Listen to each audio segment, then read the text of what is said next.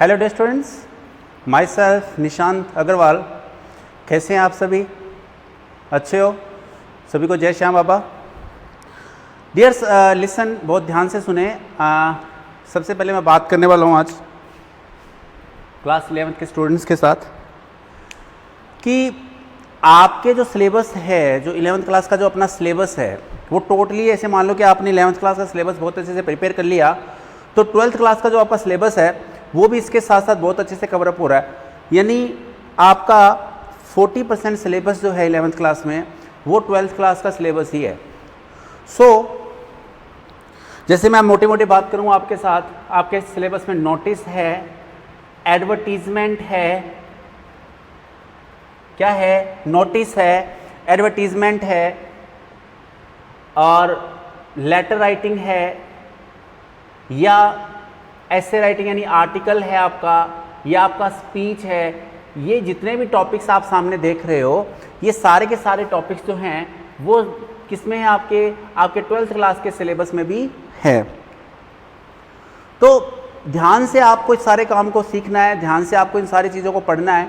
अगर आप थोड़ा सा ध्यान देकर इन चीज़ों को पढ़ेंगे तो मैं आशा करता हूँ कि आप ज़्यादा बेस्ट, इससे भी बेस्ट आप अपना दे पाएंगे।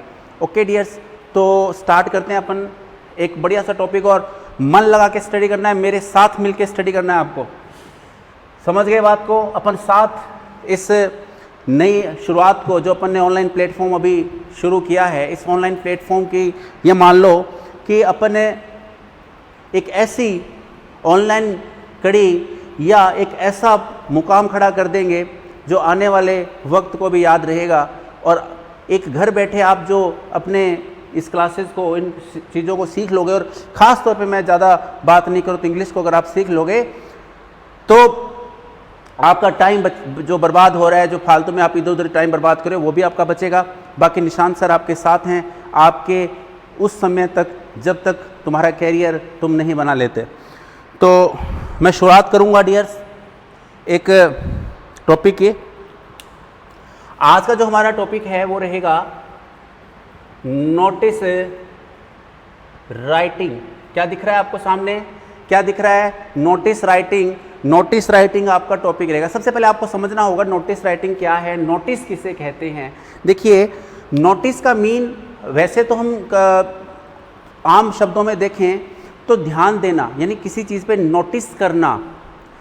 तो हम ध्यान किस पर दें और किस बात का ये टॉपिक है?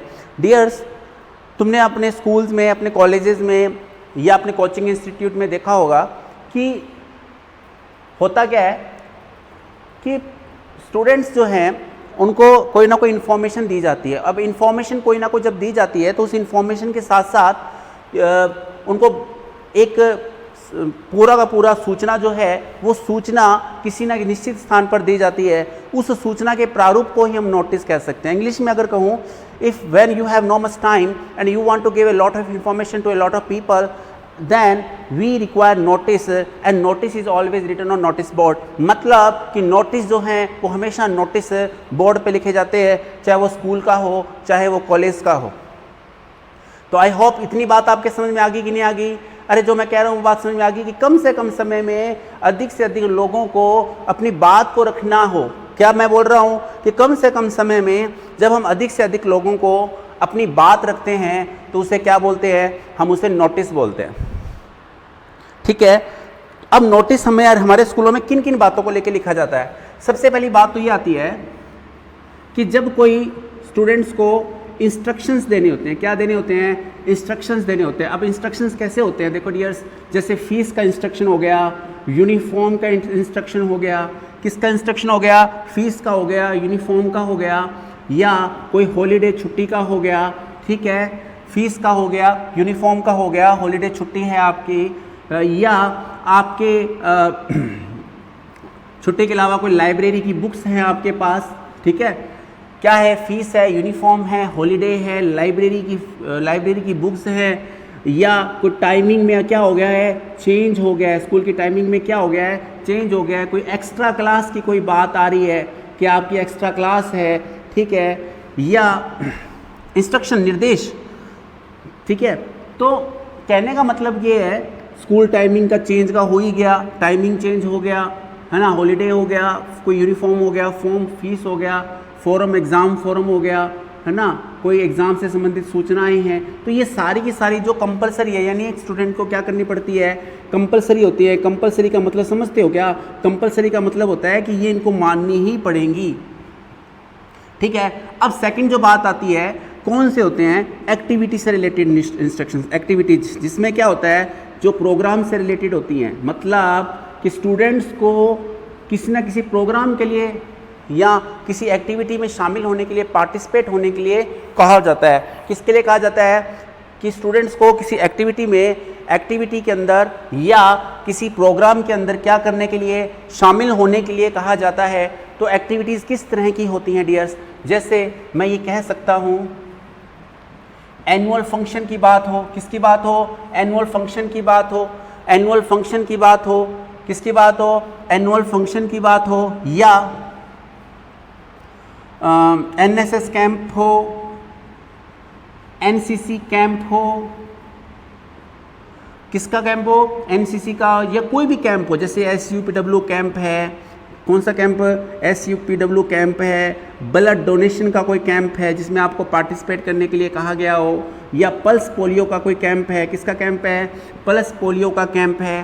ठीक है, बहुत सारी बातें हैं, बहुत सारे प्रोग्राम स्कूलों में ऑर्गेनाइज किए जाते हैं। या किसी की कोई जयंती है, जैसे गांधी जयंती वगैरह, या कोई डे मनाया जा रहा है जैसे टीचर्स डे या चिल्ड्रन डे। तो ये सारी की सारी डे हो, या कोई कैंप हो, या कोई जयंती हो, या कोई फंक्शन हो, या कोई टूर्नामेंट हो, या कोई कंपटीशन हो, क्या हो? कंपटीशन हो। ठीक है, या कोई टूर्नामेंट हो, या कोई कंपटीशन हो, या टूर्नामेंट कंपटीशन जैसे कोई डिबेट कंपटीशन है, कोई स्पीच का कंपटीशन है, फैंसी ड्रेस कंपटीशन है। तो कहने का मतलब स्कूल्स के अंदर कोई एक्टिविटीज़ या इंस्ट्रक्शंस की सूचना देने के लिए, इंफॉर्मेशन देने के लिए हम क्या करते हैं? हम हमारे स्टूडेंट्स को ये क्या करते हैं? इंफॉर्मेशन देते हैं। तो पहली बात आपके दिमाग में बैठ गई कि क्या है नोटिस? नोटिस है कम से कम समय में अधिक से अधिक लोगों को कोई इंफॉर्मेशन देना। इंस्ट्रक्शंस, क्या कह रहा हूँ मैं? इंस्ट्रक्शंस जिसमें fees, uniform, holidays, library, timing change, extra class form, exam form आदि की सूचनाएं। और दूसरी बात आ रही है कि एक्टिविटीज़ या प्रोग्राम जिसमें annual function, NSS camp, NCC camp, SUPW camp, blood donation camp, pulse polio camp, जयंती, डे, टूर्नामेंट, कंपटीशन, ये सारी की सारी जो इन्फॉर्मेशन है वो इसके अंदर शामिल हो जाती है। तो इतनी बात आपके समझ में आ गई। मैं क्या समझाने की कोशिश कर रहा हूँ आपको कि ये जो नोटिस हैं वो दो बातों को लेके लिखे जाते हैं। तो अब अपन समझते हैं कि नोटिस का प्रारूप कैसा होता है, नोटिस का फॉर्मेट कैसा होता है, नोटिस में क्या क्या बातें लिखी जाती है, और नोटिस बनाते समय हमें किन किन बातों का ध्यान रखना चाहिए। तो इसका आप जल्दी से एक स्क्रीनशॉट लेना चाहो, स्क्रीनशॉट ले सकते हो, और अगर लिखना चाहो तो 1 सेकंड के अंदर ये बात अपने पास पहुंच जानी चाहिए, और ये बात आपके पास लिखी हुई होनी चाहिए। तो जल्दी से आप इसका एक स्क्रीनशॉट लो डियर्स।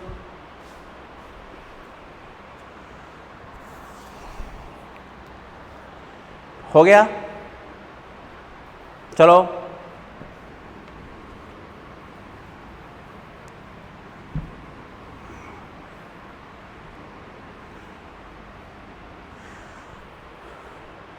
इस क्लास के बाद अगर आपका कोई क्वेश्चन बनता है तो पूछे, अपनी क्वेरी, अपना कोई बात है तो जरूर पूछो। ठीक है डियर्स, अभी हम चलते हैं आगे बढ़ते हैं। तो स्टार्ट करता हूं मैं पहले आपको फॉर्मेट बताने की प्रक्रिया। क्या बता रहा हूं मैं आपको? फॉर्मेट। तो फॉर्मेट देखो कैसा होता है। फॉर्मेट के अंदर पहला पोर्शन होता है हेड पोर्शन। हेड पोर्शन का मतलब होता है सिर।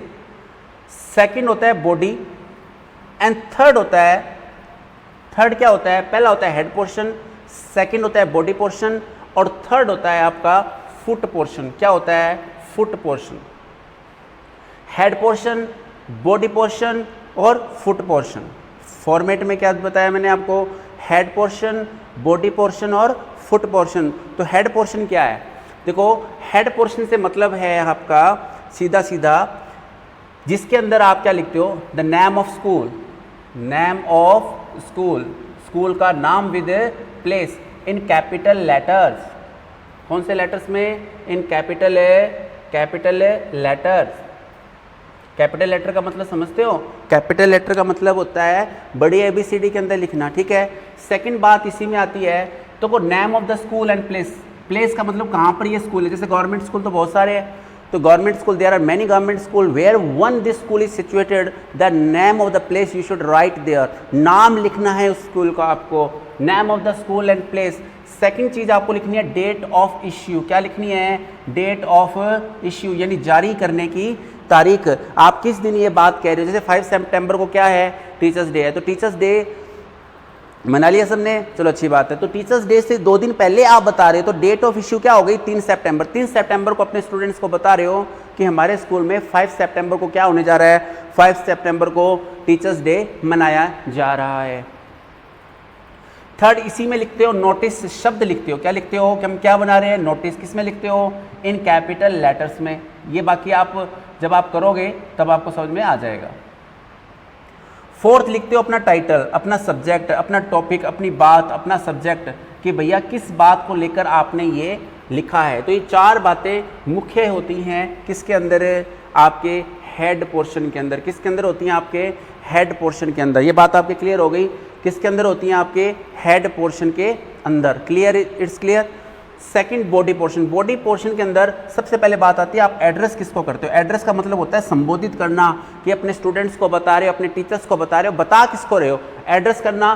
सेकंड चीज आप इसके अंदर शामिल करते हो अपनी इंफॉर्मेशन, सूचना, जिसमें अंदर क्या सूचना है, क्या प्रोग्राम है, वैन कब है, ठीक है, वेयर कहाँ है, ये सारी बातें उसके अंदर शामिल करते हो, ठीक है। सारी इंफॉर्मेशन, यानी information should be brief. Information should be brief. Information छोटी होनी चाहिए बट कंप्लीट होनी चाहिए। थोड़े शब्दों में लिखना है। मतलब ये आपका जो टॉपिक है वो कुल कितने वर्ड्स का है? 50 वर्ड्स का है। कितने वर्ड्स का है? 50 वर्ड्स का है। क्लियर ये बात आपके? तो address, information, what, when, where, information should be brief but complete. Third बात जो आती है आपके फुट पोर्शन की। किसकी बात आती है? आपके फुट पोर्शन की। तो फुट पोर्शन के अंदर क्या आता है? फुट पोर्शन के अंदर आपके बात आती है कि किसने इसको जारी किया। तो name of the issuer, name of the